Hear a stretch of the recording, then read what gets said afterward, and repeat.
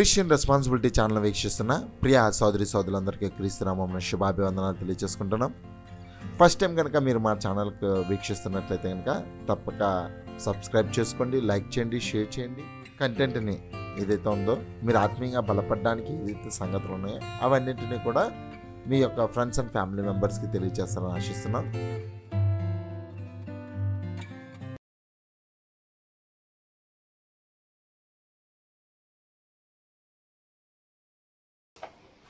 ప్రార్థన. మనమికిగా ప్రేమించిన మా ప్రియ పరలోక కన్న తండ్రి, నీ పరిశుద్ధమైన నామానికి వేలాది వందనాలు, స్తుతులు, స్తోత్రములు చెల్లించుకుంటున్నాం తండ్రి. మీరు మాకు ఆయుష్నిచ్చి తండ్రి, మా దినాలను నిలుపుచు తండ్రి, నీ కృపను మా ఎడల చూపిస్తున్న విధానాన్ని బట్టి ప్రత్యేకమైన వందనాలు తండ్రి. నీ కృప ద్వారానే మేము ఈ దినాన్ని పొందుకున్నాం కానీ తండ్రి, మా శక్తి చేతనైనను మా బలం చేతనైనా కాదు తండ్రి. తండ్రి, నీ బిడ్డలైన వాడితో తండ్రి నీ సంగతులను బోధించుండగా తండ్రి కావలసినటువంటి ఆత్మ జ్ఞానమును అనుగ్రహించమని వేడుకొంచున్నాం తండ్రి. చెప్పబడుతున్న మాటలు వారు గ్రహించిన మాటలు వారి జీవితాల్లో పాటించడానికి కావాల్సినటువంటి ఆత్మ సంసిద్ధతను కూడా వారందరికీ అనుగ్రహించమని తండ్రి చెబుతూ వారికి వింటూ వీరు కూడా కానీ గ్రహించడానికి కావాల్సినటువంటి ఆత్మశక్తిని అనుగ్రహించమని క్రీస్తు పెట్టించిన ప్రార్థన అడుగుచున్నాం తండ్రి. ఆమేన్. ఈ అవకాశం ఇచ్చిన తండ్రిని దేవునికి కుమారుడైన క్రీస్తునామమున వందనాలు తెలియజేసుకున్నాను. వచ్చిన మీ అందరికీ కూడా ప్రభువైన క్రీస్తునామమున వందనాలు తెలియజేసుకున్నాను. ప్రియమైన దేవుని వారలారా, దేవుని యొక్క సంకల్పము చాలా గొప్పది. దాన్ని గ్రహించడానికి మనిషికి ఎంతో జ్ఞానం ఉండాలి, దేవుని యందు భయభక్తిలో ఉండాలి. దేవుని యొక్క చిత్తాన్ని ఎవరైతే తెలుసుకుందామని ఆశపడుతుంటారో వాళ్ళకి మాత్రమే దేవుని యొక్క చిత్తము అర్థమవుతుంది. ప్రియమైన వారలారా, దేవుడు ఆది నుంచి కూడా తప్పు చేసినప్పటి నుంచి కూడా మానవుడికి దేవుడు అనేకమైనటువంటి అవకాశాలు కల్పిస్తూనే ఉన్నాడు. అయితే దానిని చాలామంది జార విడుచుకుంటున్నారు.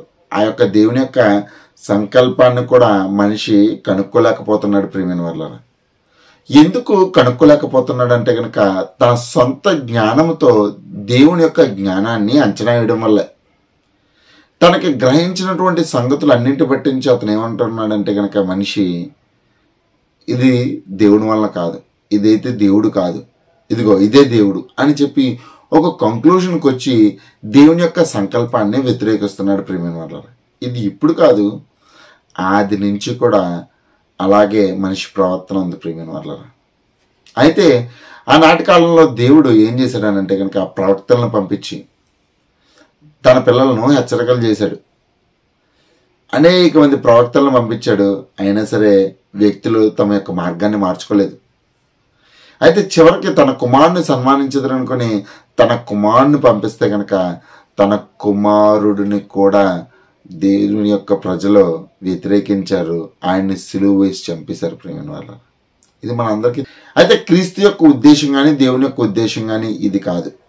అసలు మనం బైబిల్లో కొన్ని లేఖనాలను పరిశోధించినట్లయితే కనుక దేవుని యొక్క లేఖనాలను పరిశోధించినట్లయితే కనుక క్రీస్తు ఎంత ముఖ్యమైన వాడు మనకు అర్థమవుతుంది. ప్రేమిన వాళ్ళ, క్రీస్తు ఎంత ముఖ్యమైన వాడు అర్థమవుతుంది. చాలామంది క్రీస్తుని నమ్ముకోమంటే మత ప్రచారం అంటున్నారు. చాలామంది క్రీస్తుని నమ్ముకుంటే తక్కువ జాతి వాళ్ళ దేవుడు అని అంటున్నారు. క్రీస్తుని నమ్ముకోమని అంటే కనుక క్రీస్తు దగ్గరకు వస్తే శ్రమలే తప్ప సంపాదన ఏమీ లేదు కాబట్టి క్రీస్తు దగ్గరకు వచ్చి ఏం ప్రయోజనం అని అంటున్నారు. అయితే చాలామంది క్రీస్తు దగ్గరికి రాకపోవడానికి ప్రధానమైన కారణం ఏంటంటే కనుక భౌతికమైన వాటిని ఆశించి క్రీస్తుని సంపాదించుకోలేకపోతున్నారు. యేసుక్రీస్తు వారి గురించి అనేక లేఖనాలు చెప్పబడ్డాయి. ఆయన వస్తాడు, ఆయన వచ్చినప్పుడు ఎటువంటి క్రియలు జరిగిస్తాడు అన్నది కూడా పాత నిబంధన గ్రంథంలో అనేకమైనటువంటి లేఖనాలు చెప్పినప్పటికీ కూడా యూదులు వాటిని గ్రహించక యేసుక్రీస్తు వారిని తృణీకరించారు. ప్రేమైన వాళ్ళారా, యేసుక్రీస్తు వారిని తృణీకరించారు. దేవుడు మనుషుల్లో మంచి ప్రవర్తన రావాలని, ఆ ప్రవర్తన ద్వారా తన నామానికి సమాజానికి తెలియజేయాలన్న ఉద్దేశం కలిగి ఉన్నప్పుడు దేవుడు యొక్క సంకల్పానుసారంగా చిత్తానుసారంగా వచ్చింది యేసుక్రీస్తు వారి. ప్రేమ ఒక్కసారి చూద్దాం. మత్తయి సువార్త 21వ అధ్యాయానికి మనం వెళ్ళినట్లయితే కనుక మత్తయి సువార్త 21వ అధ్యాయంలోకి వెళ్తే అక్కడ 33వ వచనం నుంచి కూడా ఒక మాట ఉంది. ప్రేమైన వాళ్ళరా, అది ఒక ఉదాహరణ యేసుక్రీస్తు వారు చెప్తున్నారు. ఏంటా ఉదాహరణ అంటే ఉపమానం నుండి ఇంటి యజమానుడు ఒకడు ఉండెను. అతడు ద్రాక్ష తోట నాటించి దాని చుట్టూ కంచె వేయించి అందులో ద్రాక్షల తోట తొలిపించి గోపురము కట్టించి కాపులకు దాని గుర్తుకిచ్చి దేశాంతరం పోయిను. ఇది ఏంటంటే దేవుడు ఇది దేవునికి సంబంధించినట్టుగా చెప్తాను. దేవుడు ఒక ద్రాక్ష తోట నాటించాడు. ఆ ద్రాక్ష తోట నాటించిన తర్వాత దాని చుట్టూ కంచె వేసి, అంటే అది పెరగడానికి అనుకూలమైనటువంటి వాతావరణాన్ని కలిగించి అది ఎటువంటి లోపం లేకుండా ఎదగాలని చెప్పేసి దానికి సంరక్షణగా కొంతమంది కాపర్లను కూడా పెట్టాడనమాట. అయితే దాని సీజన్ వచ్చింది. అంటే ప్రతి ఫలము ఫలించడానికి, ప్రతి పువ్వు వికసించడానికి ఒక సమయం ఉన్నట్టుగా కూడానే ఈ తోట ఫలించడానికి ఒక సమయం వచ్చింది. ఆ సమయంలో దాని ఫలాలు కోసుకుందామని చెప్పేసి ఆ కాపర్లకి, అంటే ఎవరికైతే ఈ ద్రాక్ష తోట వేయించి ఇచ్చాడో ఆ వేయించి ఇచ్చిన వారి దగ్గరికి దాసులను పంపించి తన భాగం ఇవ్వమని, మీరు కష్టపడి చేశారు కదా, మీరు కొంచెం భాగం తీసుకుని కొంత భాగం నాకు ఇవ్వండి అని చెప్పేసి తన దాసులను పంపగా వాళ్ళు ఏం చేశారంటే కొంతమందిని కొట్టిరి, ఒకరిని చంపిరి, మరి ఒకరి మీద రాళ్ళు రువిరి. మరలా అతడు మరుసటి కంటే ఎక్కువ ఇతర దాసులను పంపగా వారు వీరిని ఆ ప్రకారమే చేసిరి. అంటే ఆ తోట ఇశ్రాయేలీలు, ఆ యొక్క కంచె వేసి కాపు వేసిన ఆ యజమానుడు దేవుడు. అయితే ఇలాగా తన యొక్క అంటే సరైన సమయంలో ఫలాలు అంటే మంచి క్రియలు ప్రవర్తించవలసినటువంటి జనులు ప్రవర్తించకపోవడానికి వల్ల ఆయన తన దాసులైనటువంటి ప్రవక్తలను పంపించినప్పుడు వాళ్ళు ఏం చేశారు, కొంతమందిని చంపారు, కొంతమంది రాళ్ళు రువ్వారు. అదే ప్రకారంగా రిపీట్గా చేస్తానన్నారు. అయితే ఈ తుదకు నా కుమారుని సన్మానించదని అనుకుని తన కుమారుని వారి యొద్దకు పంపను. చివరికి తన కుమారుని పంపిస్తానంటండి. ఆ కుమారుని ఏం చేశారంటండి, చంపేశారంట. ఇలాగా చంపేసి తన యొక్క అంటే వారసుడు కాబట్టి మొత్తం అంతా ఆక్రమించుకుందామన్న దురుద్దేశంతో చంపేశారన్నమాట. అక్కడ చెప్తున్నాను అనమాట యేసుక్రీస్తు వారు 42వ వచనం. యేసు వారిని చూచి, అలాంటి ఆలోచన కలిగిన వారిని చూచి, ఇల్లు కట్టువారు నిషేధించిన రాయి మూలకు తలరాయి ఆయను, ఇది ప్రభు వలనే కలిగను, ఇది మన కన్నులకు ఆశ్చర్యము అను మాట మీరు లేఖనంలో ఎన్నడూ చదవలేదా అని చెప్పి యేసుక్రీస్తు వారు ఒక లేఖనాన్ని కోట్ చేశారు. ప్రియమైన ఏంటంటే ఇల్లు కట్టువారు నిషేధించిన రాయి అంటే యేసుక్రీస్తు వారు రక్షణకు లేదంటే కనుక పవిత్రతకు పరిపూర్ణతకు అర్థం తీసుకొచ్చేవాడు. అయితే అలాగ పరిపూర్ణత తీసుకొచ్చి ఒక ఆత్మీయ మందిరంగా లేదంటే దేవుని యొక్క ఆలయంగా మీరు కట్టబడాలంటే కనుక దానికి రాళ్ళు అవసరం చేశారా, అంటే ఇల్లు కట్టడానికి రాయి ఎలాగా అవసరమో దేవుని యొక్క ఆలయంగా కట్టబడడానికి కూడా యేసుక్రీస్తు వారు అంతే అవసరం. ప్రియమైన వాళ్ళ చాలామంది చూడండి ఇటుకలు తీసుకొస్తారు ఇల్లు కట్టడానికి. మూలరాయి అన్నదానికి మనకు అర్థం తెలియాలి. ప్రియమైన వాళ్ళ మూలరాయి అంటే ఏంటనుకున్నారు చాలామంది? ఈ మూలరాయి ఏం చేస్తుందంటే కనుక ఇంటి యొక్క భారాన్ని అంతటినీ మోసేది ఈ మూలరాయే. ఇంటి యొక్క భారాన్ని మోసేది ఈ మూలరాయే. మరి ఇల్లు చక్కగా నిలబడడానికి ఉపయోగపడేది కూడా ఈ మూలరాయే. ఇల్లు చక్కగా నిలబడడానికి ఉపయోగపడేది మూలరాయే. ఇల్లు నిటారుగా ఎటువంటి లోపం లేకుండా ప్రతి దాన్ని తట్టుకునేలా నిలబడటానికి ఈ మూలరాయి ఎంతగానో ఉపయోగపడుతుంది. ప్రియమైన వాళ్ళరా, అంటే నీకు సరిహద్దును డిసైడ్ చేసేది, లేదంటే కనుక నీ యొక్క ఫౌండేషన్ అంటే బేస్మెంట్ అంతా కూడా స్ట్రాంగ్గా ఉంచేది ఏదన్నా ఉందంటే కనుక అది మూలరాయి. అలాంటి రాయిని ఈ యొక్క జనులు తృణీకరిస్తున్నారు. ప్రియమైన వాళ్ళరా, ఈ యొక్క అలాంటి రాయిని అంటే మూలరాయిని తృణీకరిస్తున్నారు. అలాంటి అంటే యేసుక్రీస్తు వారిని తృణీకరిస్తున్నప్పుడు యేసుక్రీస్తు వారు చెప్పినటువంటి మాట, ఇల్లు కట్టువారు నిషేధించిన రాయి మూలకు తలరాయి ఆయను, ఇది ప్రభు వలనే కలిగను, ఇది మన కన్నులకు ఆశ్చర్యం. అయితే మూలరాయి ఎలాంటి రాయి అనుకున్నారు? మూలరాయి చాలామంది పక్కన పెట్టారు చూసారా, వద్దు మాకని చెప్పి పక్కన పెట్టేసినటువంటి రాయి మీకు అత్యవసరమైందన్నమాట. అది తప్ప ఇంకా మీకు ఏది కూడా మీకు పనికిరాదు. నువ్వు ఆత్మీయంగా కట్టబడడానికి, విశ్వాసంలో ఎదగడానికి, దేవునికి ఒక పరిశుద్ధమైన ఆలయంగా మీరు మారాలి అని అంటే కనుక అక్కడ కంపల్సరీ ఉండవలసింది మూలరాయి. అది ప్రభు అయినటువంటి యేసుక్రీస్తు వారి ప్రేమిన వల్ల.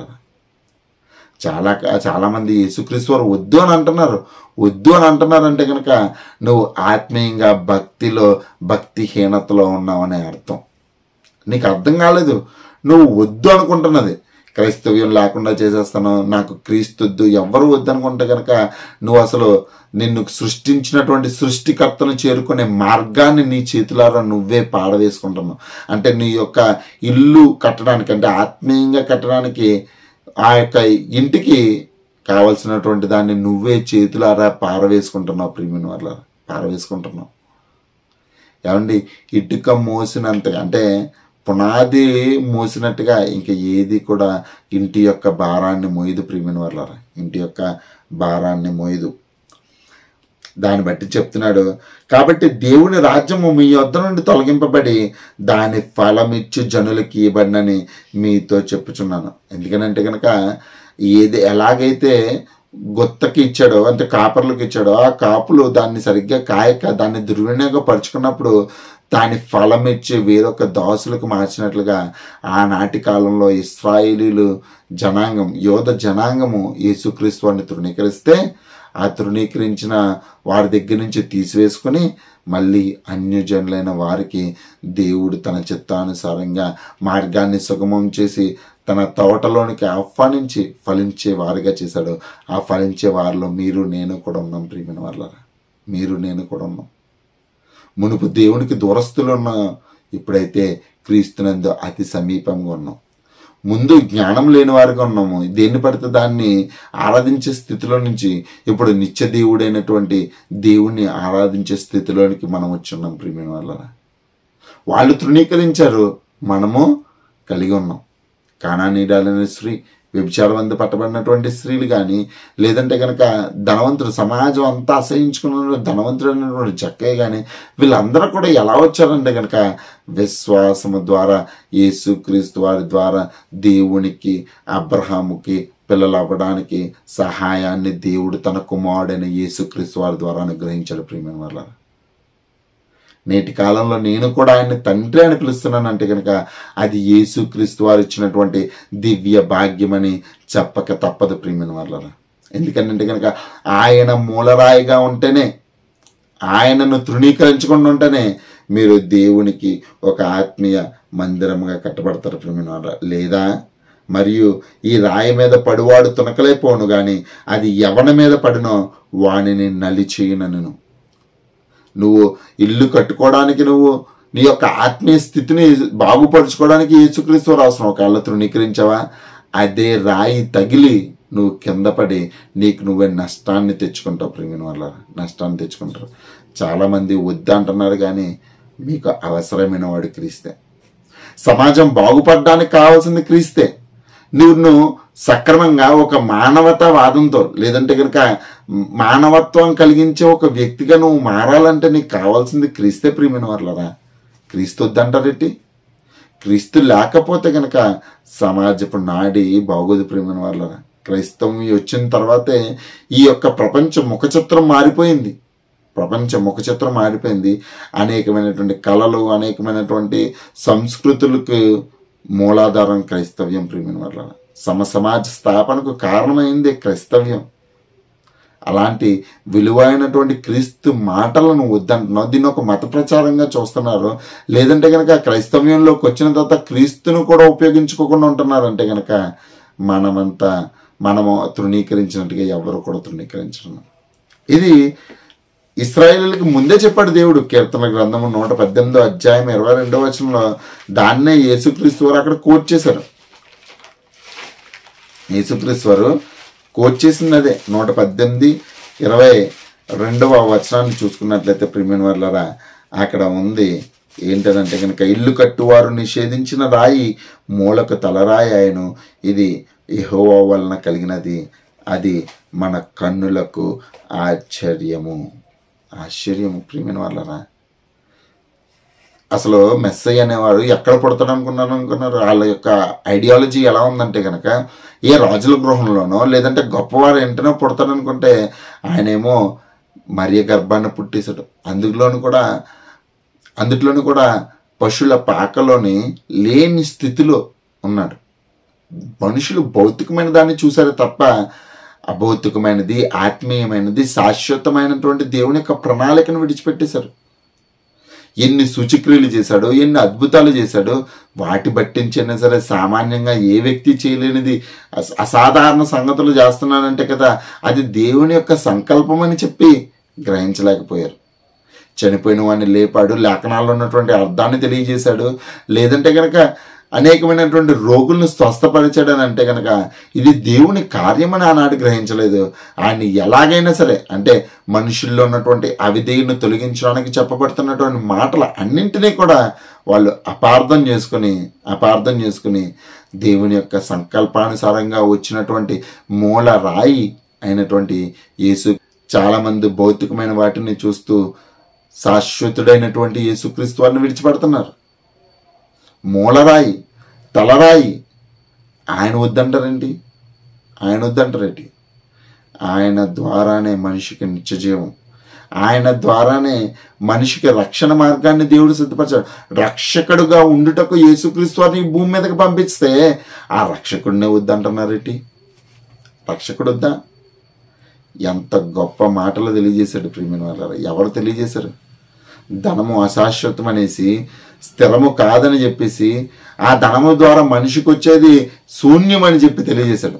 అధికారం బట్టించి మనిషి విరవీగుతాడేమో, అధికారం కొంతకాలం ఉంటుంది, అధికారంలో నిలబెడుతూ దాంట్లో ఉన్నవాడిని తప్పించేవాడు దేవుడు అని చెప్పి సెలవిచ్చాడు. లేదంటే కనుక జ్ఞానం అని చెప్పి చాలామంది ఈ జ్ఞానం అంటున్నారు. జ్ఞానము అని అంటే కనుక మంచి ప్రవర్తన అని చెప్పేసి, జ్ఞానం అంటే కనుక జీవితాన్ని చక్కదిద్దుకునేది అని చెప్పేసి తెలియజేసిన వాడు దేవుడు ప్రభు యేసుక్రీస్తు వారు. ఎన్ని మాటలు, ఎన్ని ఉదాహరణలు చెప్పాడు ఆయన, అన్నింటినీ పక్కన పెట్టినటువంటి సమాజం తడబడుతుంది, ఆ రాయిని తగులుకొని కింద పడుతుంది. మీరు నాశనం చేద్దామన్నా నాశనం కానటువంటి రాయి అది. ప్రతి రాజ్యాన్ని కూడా అంటే ప్రతి ఒక్క వేరే అంటే తన యొక్క శక్తి చేత బలము చేత కట్టుకున్నటువంటి ప్రతి దాన్ని తునాతునకలుగా చేసి ఆత్మీయమైనటువంటి ఒక రాజ్యాన్ని స్థాపించే రాయి అది. పరిశోధింపబడిన రాయి, అమూల్యమైన రాయి, మూలకు తలరాయి, పునాది రాయి. అదిగో విశ్వసింపని వాడు కదలింపబడని రాయి ప్రియమైన వాళ్ళరా, రాయి. అన్నే అపోస్తలుడైన పౌలు కొరింథీలో రాసినటువంటి పత్రికలో చెప్తున్నాడు. అపోస్తలుడైన పౌలు కొరింథీలకు రాసినటువంటి మొదటి పత్రిక 3వ అధ్యాయంలో, దేవుడు నాకు అనుగ్రహించిన కృప చెప్పున నిన్ను నేర్పడి అయిన శిల్పకారుని వలె పునాది వేసి తిని ఒకడు దాని మీద కట్టుచున్నాడు. ఇదిగోండి యేసుక్రీస్తు వారిని గురించి ఒక మంచి పునాది ఇది పౌలు గారు వేశారంట. మరి ఒకటి దాని మీద కట్టుచున్నాడు అంటే బోధకుల చేత, విశ్వాసుల చేత కట్టబడుతున్నది. బోధకుల చేత, అపోస్తల మీద కట్టబడుతుంది. ప్రతి వాడు దాని మీద ఎలాగ కట్టుచున్నాడు జాగ్రత్త చూసుకున్నాయి. అంటే మీరు ఇల్లు కట్టించుకున్నప్పుడు మేస్త్రికి కాంట్రాక్ట్ ఇచ్చి ప్లాన్ అంతా ఇచ్చినా సరే మీరు ప్రతిసారి ఇల్లుని చెక్ చేసుకుంటారా లేదా? అనుకున్నట్టుగానే కడుతున్నాడా లేదా? లేదంటే కనుక ఎక్కడన్నా బిల్డింగ్కి క్రాక్లు వస్తున్నాయా? ఏదైనా పనివారు ఏమన్నా సరే తప్పు చేస్తున్నారా అని చెప్పేసి ఇంటి యజమానుడు తన ఇల్లు కడుతున్నాడు, భౌతికమైన ఇల్లు కడుతున్నప్పుడు ఎలాగైతే చెక్ చేసుకుంటాడో అలాగా నువ్వు దేవుని యొక్క వాక్యం చేత కట్టబడుతున్నప్పుడు మీరు ఎంతమంది చెక్ చేసుకున్నారు? అదే అంటున్నాడు. ఎలాగా కట్టుచున్నాడో జాగ్రత్తగా చూసుకోవాలి కదా. ఏది పడుతుంది బ్రెయిన్లోకి ఎక్కించేసుకుంటారా, ఏది పడుతుంది మీరు తీసేసుకుంటారా? ఇదే దేవుని వాక్యం అని మీరు ఒక నిర్ధారణకు వచ్చేస్తారా? తప్పు కదా. మీరు ఎలా కడుతున్నారో జాగ్రత్తగా చూసుకున్న వాళ్ళను. వేయబడినది తప్ప మరి ఒక పునాది ఎవడను వేయనేరడు, ఆ పునాది క్రీస్తు యేసే. యేసుక్రీస్తు వారే పునాది మేము వేసేసాం. యేసుక్రీస్తు వారి ద్వారానే రక్షణ. యేసుక్రీస్తు వారు చెప్పినటువంటి మాటల ప్రకారమే మనిషికి ఒక జీవము దేవుని యొక్క ఆత్మీయ మందిరముగా కట్టబడాలి అని అంటే కనుక ఇదిగో ఈయన ద్వారానే మీకు మార్గం అని చెప్పి మేము చెప్పేసాం. పునాది స్థిరంగానే ఉంది. ఎవడైనాను ఈ పునాది మీద అంటే యేసుక్రీస్తు వారి ద్వారా పునాది మీద బంగారము, వెండి, వెలగల రాళ్ళు, కర్ర, గడ్డి, కొయ్యకాలు మొదలైన వాటితో కట్టిన ఎడల వాని పని కనబడను. ఒక్కొక్కడు కూడా తన సామర్థ్యం కొద్దీ తనకున్నటువంటి స్థితిని పట్టించి తను ఒక మందిరాన్ని కట్టుకున్నాం. కొంతమంది బంగారంతో కట్టారు అంటే కాస్ట్లీగా కట్టుకున్నారు, కొంతమంది వెండితో కట్టారు, కొంతమంది గడ్డితో కట్టుకున్నారు, కొంతమంది కర్రతో కట్టుకున్నారు. వాడి సామర్థ్యం గురించి కట్టుకున్నారు. అయితే అయితే ఇక్కడ చెప్తున్నాడు, రాళ్ళతో వీళ్ళతో కట్టదా, అయితే కట్టిన ఎడల వాని పని కనబడును, ఆ దినము దానిని తేటపరచును, అది అగ్ని చేత బయలుపరచబడును, మరియు వాని పని ఎట్టుతో అగ్నియే పరీక్షించును. పునాది మీద ఒకడు కట్టిన పని నిలిచిన ఎడల వాడు జీతం పుచ్చుకును, ఒకని పని కాల్చివేసిన ఎడల వానికి నష్టం కలుగును, అతడు తన మట్టుకు రక్షింపబడిన కానీ అగ్ని నుండి తప్పించుకున్నట్లు రక్షింపబడిన. ఇక్కడ సారాంశం ఏంటంటే కనుక అమూల్యమైన రాయి పరిశోధింపబడినట్టుగా, అంటే యెషయా గ్రంథంలో చెప్పబడినటువంటి రాయి పరిశోధింపబడి, ఇప్పుడు దేవుని మందిరముగా కట్టబడడానికి మనము కూడా పరిశోధింపబడతాం. ఎందుకనంటే కనుక ఏది పడితే అది తీసుకెళ్ళి మనము దేవునితో జత కట్టలేము.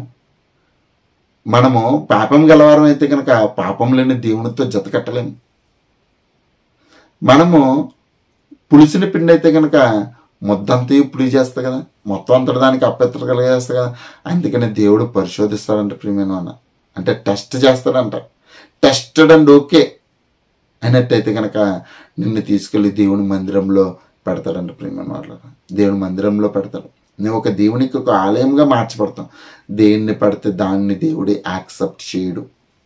దేన్ని పడితే దాన్ని దేవుడు యాక్సెప్ట్ చేయడు. యాక్సెప్ట్ చేసే ముందు టెస్ట్ చేస్తాడు ప్రియమైన వాళ్ళు, టెస్ట్ చేస్తాడు. ఆ టెస్ట్లో కనుక నువ్వు పాస్ అయ్యవా, నువ్వు రక్షింపబడతావు. టెస్ట్లో పాస్ అవ్వలేదా, లేదంటే కనుక నిన్ను తీసి పారవేయడం జరుగుతుంది ప్రియమైన. నీకు నష్టమే కలుగుతుంది. ఆ తర్వాత చెప్తున్నాడు, మీరు దేవుని ఆలయం అప్పుడు అవుతారు. పునాది మీద, అంటే యేసుక్రీస్తు వారు అనే పునాది మీద మీరు కట్టబడినప్పుడు, యేసుక్రీస్తు వారు చెప్పినటువంటి మాటల ప్రకారంగా మీ జీవితాన్ని దిద్దుకొని ప్రవక్తలు అపోస్తలు వేసినటువంటి దాని ప్రకారం మీరు కట్టబడితే కనుక, ఆ కడుతుంది సరిగ్గా ఉందో లేదో మీరు పరిశీలన చేసుకుంటే కనుక, అప్పుడు మీరు ఆ మాటలను మీరు అనుసరించినప్పుడు దేవునికి అనుకూలంగా మీ యొక్క శరీరాలు మార్చబడతాయి. అప్పుడు దేవుని మీతో నివాసం ఉండడానికి ఇష్టపడతారు ప్రియమైన వాళ్ళు. అది ఈ యొక్క మూలరాయికి ఉన్నటువంటి ప్రాముఖ్యత. మీరు ఆత్మీయ మందిరంగా మార్చబడడానికి దేవుడు వేసినటువంటి ప్రణాళిక ప్రియమైన వాళ్ళ, ప్రణాళిక. పేతురు రాసినటువంటి మొదటి పత్రిక 2వ అధ్యాయము 4వ వచనం, మనుష్యుల చేత విసర్జింపబడినను దేవుని దృష్టికి ఏర్పరచబడినది. మనుషుల దృష్టిలో ఎన్నిక లేదేమో యేసుక్రీస్తు వారు, కాకపోతే దేవుని దృష్టిలో ఈయన నా ప్రియకుమారుడు, ఈయన యందు నేను ఆనందించున్నాను అన్నవాడు, తండ్రితో అవినాభావ సంబంధం కలిగిన వాడు. మీరు వద్దనుకున్నారే, ఈయనే అవసరమైన వాడు నేటి సమాజానికి. అందుకని దేవుడు కూడా చెప్పేశాడు, ఎవడైనాను నా దగ్గర రావాలంటే యేసుక్రీస్తు వారి ద్వారానే రావాలి తప్ప తన సొంతగా వచ్చేసి నేను దేవుని కుమారుడు అంటే నేను యాక్సెప్ట్ చేయను. నాకు కావాల్సింది యేసుక్రీస్తు వారి ద్వారానే. అదే చెప్తున్నాడు, మనుషుల చేత విసర్జింపబడినను దేవుని దృష్టికి ఏర్పరచబడినది అమూల్యమును సజీవమైన రాయగు ప్రభు నొద్దకు వచ్చిన వారు. మీరు ఎవరి దగ్గరికి వచ్చారంటే సజీవుడైన వాడి దగ్గరికి వచ్చారు. యేసుక్రీస్తు ద్వారా దేవునికి అనుకూలములకు ఆత్మ సంబంధమైన బలులు అర్పించుటకును పరిశుద్ధ యాజకులుగా ఉండినట్లు మీరు సజీవమైన రాళ్ల వలె ఉండి ఆత్మ సంబంధమైన మందిరముగా కట్టబడుచున్నారు. ఎందుకనంటే మీరు మిమ్మల్ని ఎందుకు టెస్ట్ చేస్తున్నారంటే కనుక దేవుని యొక్క ఆలయంలోనికి మిమ్మల్ని అందరినీ తీసుకురావడానికి టెస్టింగ్. దేవునికి ఒక ఆత్మీయ మందిరముగా మీరు కట్టబడడానికి ఇది టెస్టింగ్. ఎందుకనంటే కనుక చెప్తున్నాడు, ఇదిగో నేను ముఖ్యమును ఏర్పరిచేదైన మూల్యమునకు మూలరాతిని సియోనులో స్థాపించున్నాను, ఆయన యందు విశ్వసించేవాడు ఏ మాత్రమును సిగ్గుపడని లేఖనము రాయబడి ఉన్నది. విశ్వసించిన మీకు ఆయన అమూల్యమైన వాడు. విశ్వసింపని వారైతే ఇల్లు కట్టువారు ఏ రాతిని నిషేధించరో అదే మూలకు తలరాయి అయ్యను, మరియు అది అడ్డు రాయియును అడ్డు బండయును అయ్యను. కట్టువారు వాక్యమును కవిదేలు తొట్టులుచున్నారు, దానికే వారు నియమింపబడిరి. ఒకవేళ మీరు వద్దనుకుంటే కనుక ఇదిగో అవిధేయులై మీరు తొట్టుపడడానికి, మీరు పడిపోవడానికే మీరు సిద్ధమని నియమింపబడ్డారని గ్రహించండి. ఒకవేళ ఆయన మీరు నమ్ముకున్నారా, స్థిరంగా ఉండండి, కదల్చబడకండి. అసలు మనకి టెస్టింగ్ ఉంది. మనం కూడా దేవుని యొక్క మందిరంలోనికి, అంటే ఆయనతో జత కట్టడానికి, అంటే పునాది రాళ్లతో సమానంగా మనము కూడా నిలబడాలంటే కనుక కంపల్సరీ మనకు కూడా టెస్టింగ్ ఉంటుంది. ఆ టెస్టింగ్లో ఓకే అయితే కనుక కంపల్సరీ దేవుని యొక్క మందిరంగా మనం కట్టబడతాం. దేవుని యొక్క మందిరానికి కావలసినటువంటి ఆత్మీయ రాయిగా కూడా మనం మారడానికి అవకాశం ఉంది. ప్రేమైన వల్ల అవకాశం ఉంది. మీ ద్వారా అనేక మంది కట్టబడతారు. మీ ద్వారా అనేక మందిలో రక్షణలోకి వస్తారు. మీ ద్వారానే సమాజానికి మంచి మేలు జరుగుతుంది. ప్రేమైన వల్ల ఇదిగో మూల రాయిని సియోన్ లేసను సిగ్గుపడడు. అమూల్యమైన వాడు విశ్వసింపని వారికైతే నిషేధింపబడిన రాయి. కాబట్టి యేసుక్రీస్తు వారిని యాక్సెప్ట్ చేయడానికి కనుక మీరు ఏమాత్రమే సందేహించదు. ఎందుకంటే కనుక ఆయన భూమి మీదకి వచ్చింది మనం రక్షణలోనికి నడిపించడానికి. ఏ నామమున మీకు రక్షణ కలదు? క్రీస్తు నామంలోనే మీకు రక్షణ. నిషేధించిన రాయిగా ఉండిపోతారా, అమూల్యమైన వాడిగా చేసుకొని మీ జీవితాన్ని కట్టుకుంటారో నిర్ణయం మీదే. ఆయన సజీవుడు, నిత్యము ఉండేవాడు. ఆయన చెప్పిన మాటల ప్రకారంగా మీరు కట్టబడ్డారా, జీవితం అద్భుతంగా ఉంటుంది. ఒకవేళ తృణీకరించారా, జీవితం అంత దరిద్రంగా ఉంటుంది. కాబట్టి మన జీవితాలను బాగుపరచడానికి వచ్చినటువంటి యేసుక్రీస్తు వారి యొక్క మాటలను పునాదిగా వేసుకొని మన జీవితాన్ని కట్టుకొని మీ జీవితాలను బాగుపరచుకొని దేవునికి అనుకూలంగా మారతారని ఆశిస్తూ నేను ఆ మాటల్ని ముగిస్తున్నాను. చిన్న ప్రార్థన చేసుకొచ్చాను.